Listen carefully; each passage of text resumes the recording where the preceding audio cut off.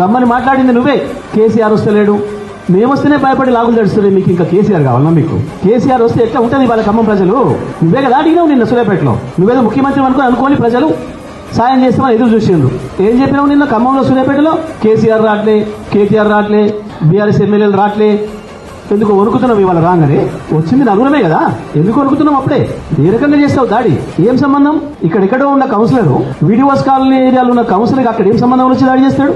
ముందు ప్రజల మీద దాడి చేసారు, ఒకటి తలబలు కొట్టిండ్రు, స్థానికంగా ఉండే ప్రజలు వచ్చి మాట్లాడుతుంటే వెనక నుంచి రాలేసి, తర్వాత ఒక కార్బలు కొట్టిండ్రు. చివరికి హరీష్ రావు గారు, మేము సబితా ఇంద్రారెడ్డి గారు, నేను, అజయ్ కుమార్ గారు, కౌశిక్ గారు కూర్చున్న కారు మీద కేసీఆర్ మనం హరీష్ రావు గారి ముఖం మీద కొట్టిన పద్ధతుల్లో వారు కూర్చున్న అద్దం పలగొట్టింది.